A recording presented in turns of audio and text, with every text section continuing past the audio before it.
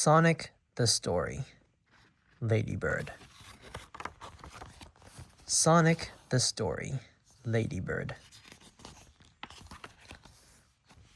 Hey, Sonic the Hedgehog welcomes you, the reader, to a book all about a good-looking, mega-cool supersonic hero. That's me if you haven't already guessed, and a really nasty, no-good bad guy called Dr. Robotnik. My best friend Tails is going to tell the tale. As I usually talk too fast for people to understand what I'm saying. Oops. And believe me, you don't want to miss a single word of this story. Telling a story about me is the most awesome thing Tails has ever done. Yo, let me introduce myself. I'm Tails Miles Prower. I'm called Tails because I've got two tails.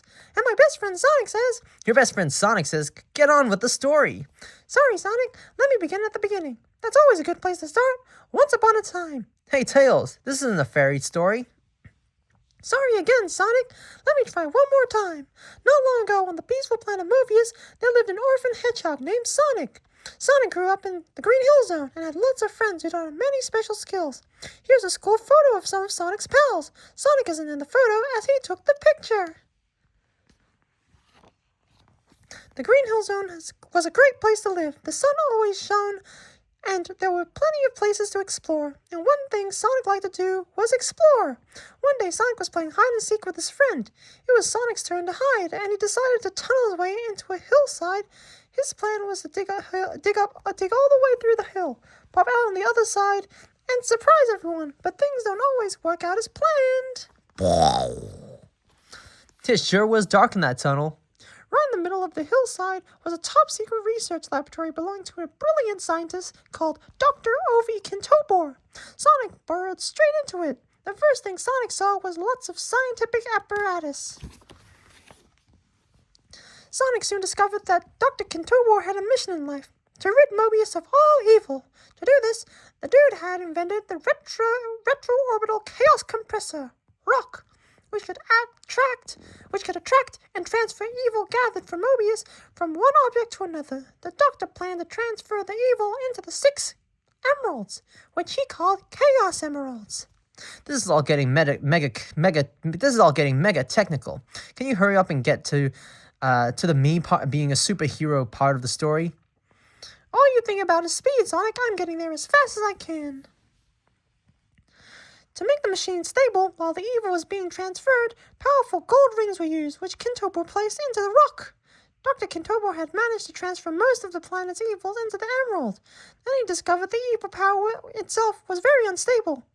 To make the emerald safe, the Doctor needed a 7th one, the Gray Emerald, to balance the awesome forces. Meanwhile, Sonic was becoming big buddies with Kintobor. The Doc developed an exercise treadmill for Sonic, which Sonic trained on every day. Soon he was traveling at supersonic speed. The first time Sonic reached the speed of sound, his whole body became blue-hot from the supersonic shockwaves. I've been this bodacious color ever since.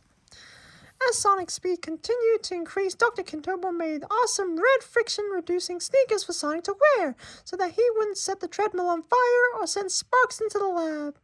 Red sneakers and a blue me? Totally cool. That's the end of the good bit. From then on, things started to go very wrong. One afternoon, Sonic was visiting Dr. Kintobor, and the Doc, a busy dude, was working on the ROC. As usual, Sonic was hungry. He went to the fridge to find some goodies, and guess what? There was nothing except an egg, and the egg had been there a very long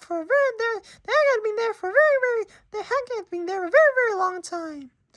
This egg is so old, it's nearly extinct. Maximum Pong limit, Doc. Let's chuck it. Sonic handed the egg to his friend so the scientist could check it out, but the Doc was busily entering calculations into the ROC. As he took the egg, he entered the wrong number into the machine, causing things to shake, rattle, and roll. If there was a better time to be someplace else, this is it. Zap. Then things began to happen. The ROC blew up and zapped the Chaos Emeralds, the gold rings, Kintobor, and the rotten eggs he was holding. The evil contained in the emeralds was instantly transferred to the Doc. Dr. Kintobor changed into Dr. Robotnik and took on the shape of a rotten egg. Meet the bad guy. The special gold rings and the chaos emeralds were sent flying all over Mobius. Boom. It was no more Mr. Nice Guy from Dr. Robotnik. He was evil, nasty with it. Now he wanted to control the whole of Mobius, but there was one obstacle standing in his way, the one person who knew all his secrets. The one person who could possibly defeat him, Sonic the Hedgehog. That blue speed freak must be destroyed, and extremely quickly. That's going to be an exciting challenge for a genius like me. I expect it will be easy, haha. Since the Doc got mixed up with a bad egg, he talks in a very eggy way. Wham, bam, pow. Dr. Robotnik began to build a whole series of traps to catch and destroy Sonic. He worked fast, not as fast as Sonic moves, but fast enough. Being a superhero, Sonic always managed to avoid the traps, but sometimes it was close. Very close. Very, very close. Not going to be moving at Mach velocities. Blam. Rather fast. I'm out of here. Bye. Even when underground in the Marble Zone, Sonic encountered and survived many traps. The Doc was not happy. The Doc was not a happy person. I hate that hedgehog.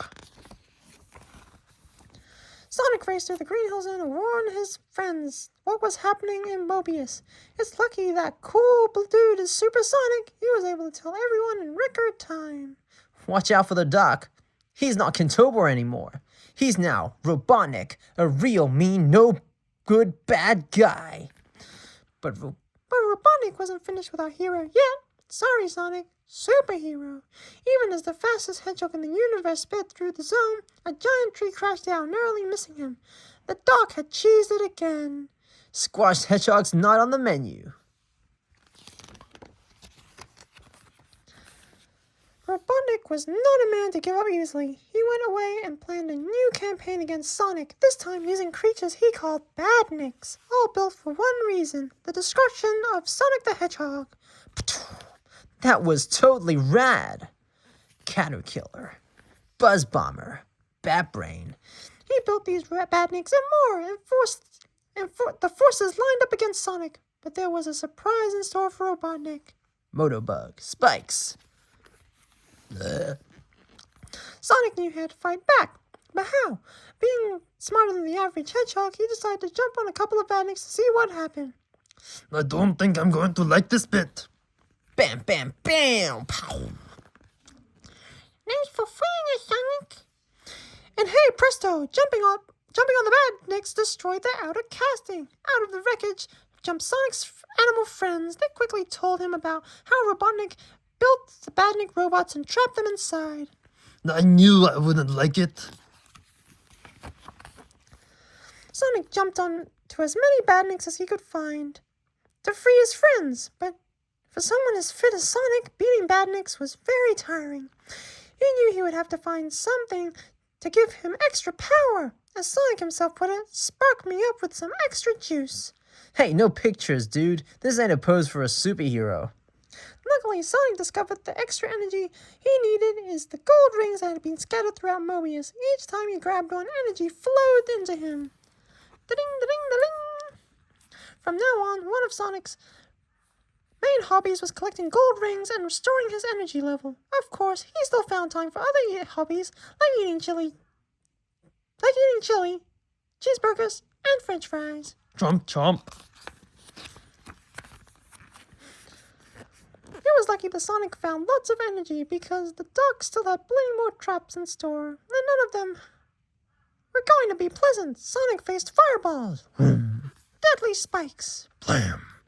electric shocks, and fire spouts. Zap. There was no let up from Dr. Robotnik's attacks, even an underwater swim in the labyrinth zone contained many unexpected dangers. Don't worry, dudes. I grabbed an air bubble to breathe and zapped those Badniks with a spin attack. Bam, bam, bam, bam. Badnik bashing became a way of life for Sonic. In the Green Hill Zone, he dealt with Motorbug, Crabmeat, Neutron, Buzz Bomber, and Chopper Badniks. He destroyed the robots and released the trapped friends from inside. But it was too good to last. As more of Sonic's friends were set free, as more Badniks were wrecked, there came more terrible moaning and muttering from one egg-shaped bad guy. Pow. I have to deal with the walking pincushion myself. I expect to be destroyed, Hedgehog. Whap. Robotnik decided it was time for the final showdown. Bad guy versus good guy. I'm the good guy. The dog wanted the odds to be in his favor, so he started working at a secret laboratory, making something he thought was hedgehog-proof. He worked for days and days and days. Blah. Soon, Robotnik's work was complete. He had created the Eggomatic. He thought it was the greatest invention, something that would deal with Sonic once and for all. Let's see that spiked rat deal with this. Robotnik had put all his evil genius into the construction of the Eggomatic. The machine could carry a huge weight, launch fireballs, swing a spiked attachment, and move at very high speeds. The dog could hardly wait to try it out. With his new jet engine roaring, the machine zoomed into the air. Now Robotnik had only one thing to do. Find Sonic. Robotnik found Sonic, and the big, round weight the Eggomatic was carrying almost found Sonic too.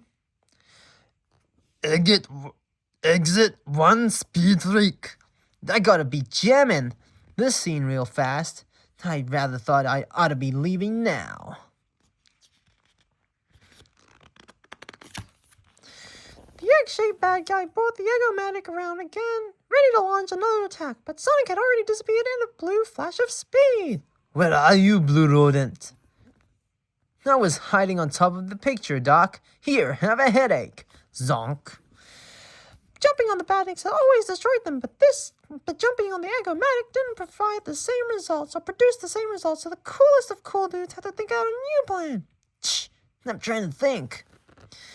It was cool that Sonic didn't think too long. Robotnik quickly returned, and the Eggomatic was on with a very different way. You could say it was real hot stuff. The machine was sending down fiery bombs. Sonic decided it was time to move.